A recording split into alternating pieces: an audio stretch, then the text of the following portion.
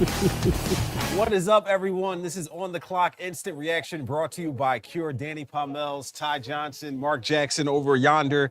And Cooper Flagg is the #1 pick in the NBA draft. The dude reclassified to move up a year. My son swore he was staying at Duke another year. I'm like, bro, why would he reclassify and stick around, even though the vibes were there for that? But no surprise, right, Ty? No surprise at all. This was clear for a long time. I'm surprised the pick took so long. They knew for about a year and a half that they were going to take him. But I don't know how Dallas got the pick, but instantly they become must-see TV again, and for different reasons. Bro, than last year. The real connection to this whole thing is Marc Jackson, because when the Dallas Mavericks got hit the lottery and got the #1 selection, he almost fell out of his seat. Amy Padul with the live instant reaction. Yeah. But this is what you expected, though, right, Marc? That's what I expected. Well, he said that because my AAU program, his first game was against us, and he gave us 38, and we kind of put him on the map.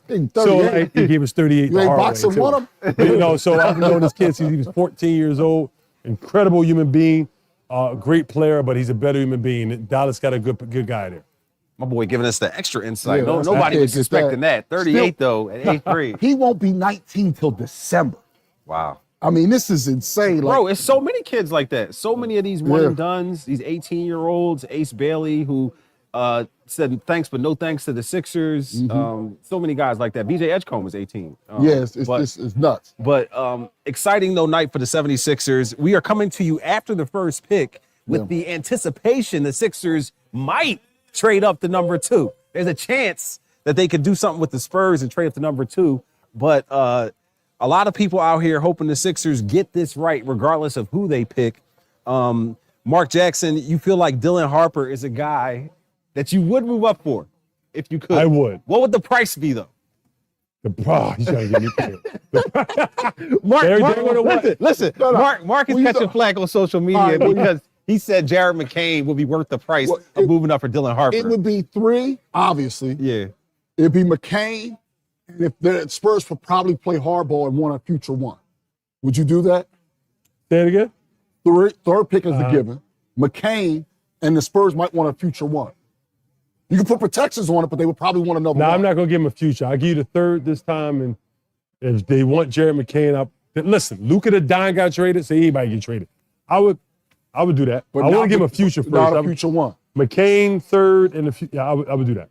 I don't think the Spurs like McCain enough, so it takes some heat off you to make that trade. They would want a sweetener.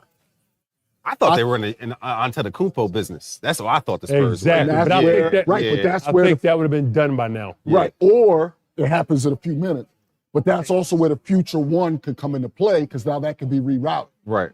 It gives them some more ammunition. Even more ammo. And it's not like the Sixers on a spot where people think they can't possibly be bad. So I think because of McCain still being on a rookie deal and him playing such incredible last year, he's a wanted guy. Guys, no matter who will want to trade any of these Sixers, they say, we need McCain to go with that. We need McCain to go with that. Now, already they're saying the pick is in. So I guess, although that doesn't matter in NBA. Yeah. Unlike NFL, it doesn't matter. I'm a believer. If a trade would have been done, it would have been done by now. Okay. I'm just a believer. I think it will. So Harper's going to go here, and then it's the Sixers. But are you, let's just tie a bow on Cooper Flagg. Stealing on this guy, how good can he be? Cooper? Yeah. Best player in the league, ceiling. I think Cooper's going to be an exception. I think he's a future All-Star, especially in the place he's in now, where he can make mistakes, but he's going to stay on the court. I think he has the opportunity to learn from these guys surrounding him. My boy said best player in the league, though. I think you said ceiling. Yeah, That's sure. best case. The ceiling. Like LeBron, he could be LeBron. No. Or best player in the league. There's been very many LeBron has been the best player in the league. There's been players best player in the league. That ain't as good as LeBron. Now look at the league in between Jordan and LeBron. Some of those best player of the year was Kobe. Some year it was McGrady, some people thought. Some years it was Shaq, people thought. I'm not saying he's LeBron or Jordan. I'm saying he could be that next tier of guy. All right, next tier and best player in the league, 2 different things. The best player in the league in between Jordan and LeBron some years were not the top of the tier. In between is what I'm saying. All right, but it's crazy that they lose Luka Doncic and then end up with Cooper Flagg. Right. All right, here's a question mark. What's his floor? What's the worst he could be? What's his floor? The worst he could be is Porter Jr. What'd you say? That's his floor. Paul George? What'd you He say? said Michael Porter Jr. Michael Porter Jr. See, that would be disappointing at first overall if he's Michael that's Porter his Jr. floor to That's me. an awesome floor, though. Yeah, but the problem is you got a player so one-dimensional. He has to put it on the floor better than Michael Porter Jr. and defend better than him. Oh, he definitely does that. First overall pick, and has to defend better than him. Yeah, good point. But Michael Porter Jr. is a nice player, but I'm saying we saw it firsthand with Denver this year. But he's going to need a Kyrie. He's going to need a real point guard, a guy who can facilitate, set him up, and all that stuff. I don't see him having the ball in his hands. I think he might have it a lot. You don't resign. They just signed Kyrie to an extension. Right. But Kyrie's out this year. I think he might have a lot. Kyrie's out. Chris Paul. It's what we about to bring Chris Paul in. There you go. But that's 30 games. Thank you. That's 30 games. Thank you. 40 games If the Sixers don't trade up, both of you Here's guys. the pick. All right, the pick is in for the Spurs. Let's see who they select. Assume it's Dylan Harper, but.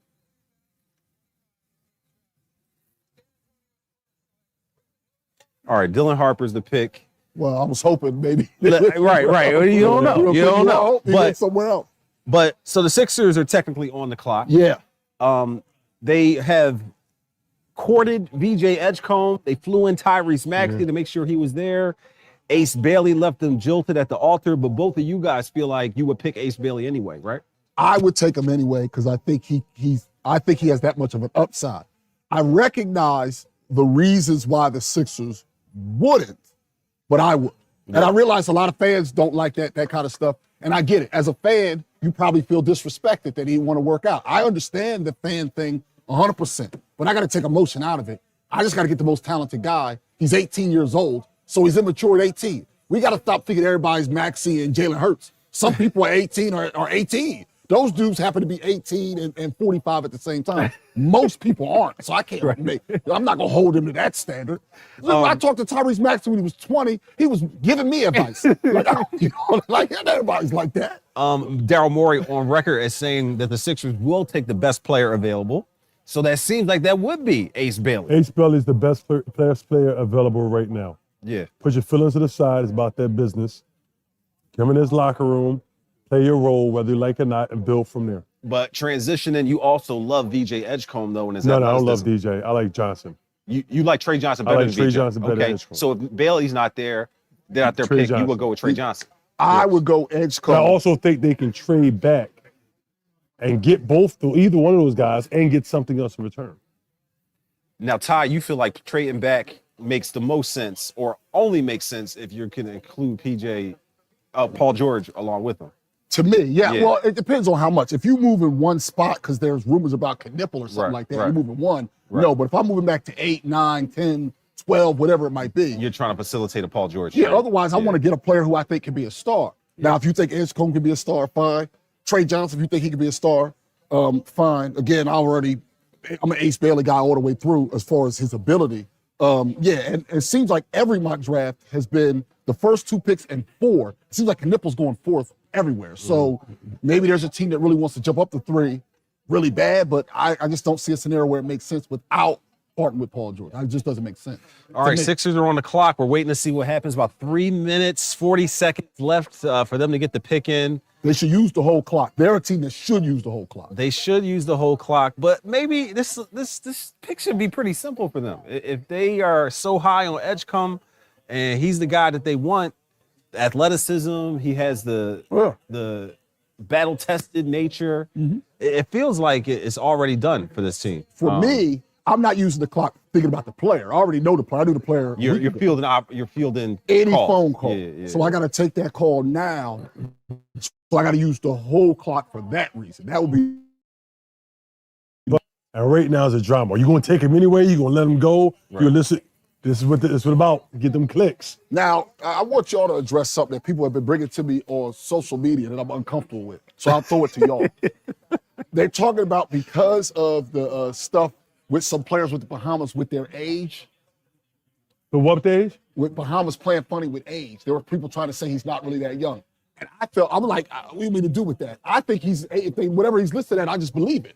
I don't feel that way. I feel like, he played in New York in high school. You know what I'm saying? I agree. Yeah, but they're saying that when he came here, perhaps, they said he was 10 when he was really 12. And Maybe. We digging deep now. We digging deep, bro. I said Come that's on, we what digging people deep. want to be on social media. I don't. That's why I threw it to y'all. How about we keep it surface, though? How about we keep it surface? The fact that Edgecombe and Justin Edwards played against each other in high school, bro. Yeah. And up in New York, and Edgecombe put Edwards on a poster.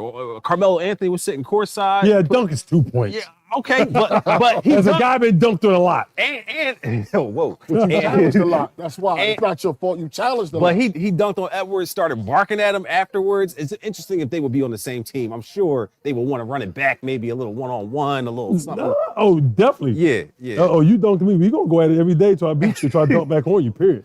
Then I retire. Was it, oh, okay, we ain't playing them on one-on-one. We dunk on you again.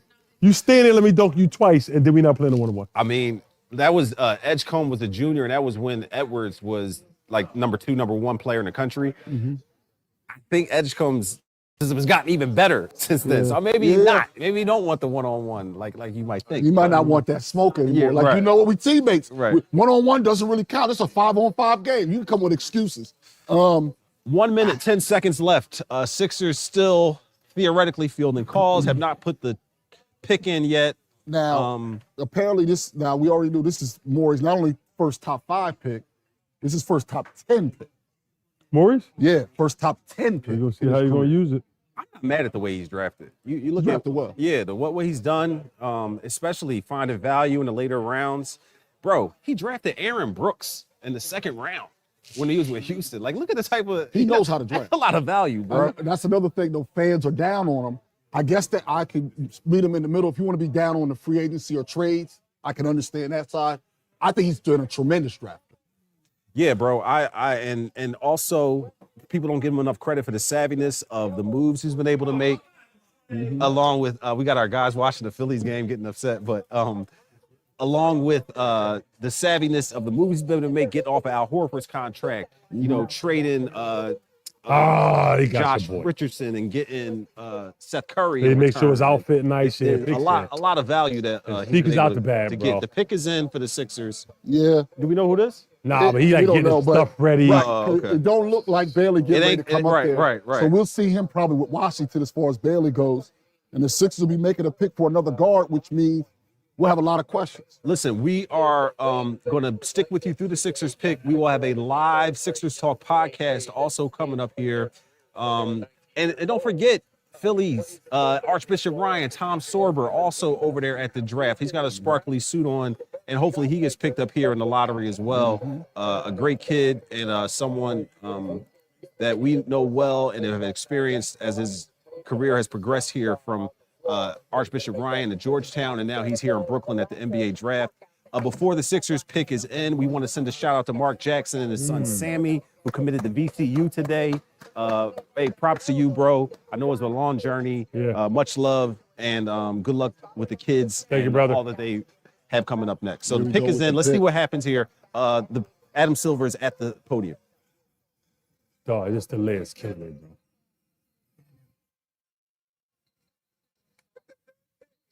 There it is. VJ Edgecombe, All right.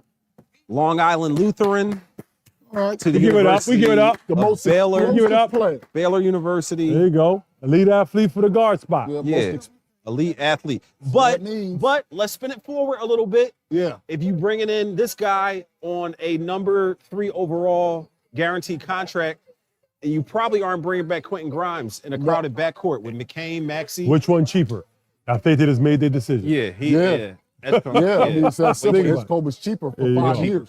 But also worth mentioning that it is a restricted free agent is Quentin Grimes. So the Sixers have a chance to match any deal he has out there. So that's how that process will go as opposed to Gershon Yabusele, who is a flat out free agent. You know what this probably added to? That unfortunately, those poison pill type deals. Now somebody I know the Sixers, you got these 3 guards, you don't want to match this. But we'll put this thing in like they tried to do with some other players where year 1 on this $60 million deal, it's worth 30. And then they try to structure it funny to try to make the Sixers have to play a game a little bit. Yeah. Teams will be more likely to try to pull that okie doke now that the Sixers don't have to do it anymore. Are you throwing bucks at Yabusele now? Is Am I that throwing? would you I'm all in on Yabusele. all in on Yabusele? I think his position, what he does for the Sixers team, can play small ball 5, can play the 4. I think you got to pick him. I think you got to make sure he's on the roster. Respect for Quentin Grimes. He had an incredible year, but we got McCain, we got Maxey, and as of now, we got VJ Edgecombe. Like, I don't think you bring Grimes back because that means one of those 4 guys are not getting big-time minutes. And if you draft this guy 3, you're playing him. Yeah. Amy Fadul is at the draft in Brooklyn. John Clark is at the Sixers facility waiting to hear what happens here from the Sixers front office, as well as hearing from VJ Edgecombe, probably via Zoom or something of that sort. Be sure to keep us locked on NBCSportsPhiladelphia.com. We'll have a live Sixers Talk podcast coming up, a post-draft show after Phillies post-game live with me, Ty Johnson, Marc Jackson, Amy Fadul, as I mentioned, and John Clark. Our Sixers beat writer, Noah Levick, is hard at work as well at the Sixers facility. So, listen, we got the full Monty, so be sure to keep it locked here and check us out every step of the way. I think that's it for us right now. I mean, we got the pick. If anything else happens, you'll catch it out on the podcast. For Marc and Ty, I'm Danny. Thanks for watching, everyone. This has been On the Clock Live Reaction brought to you by Cure.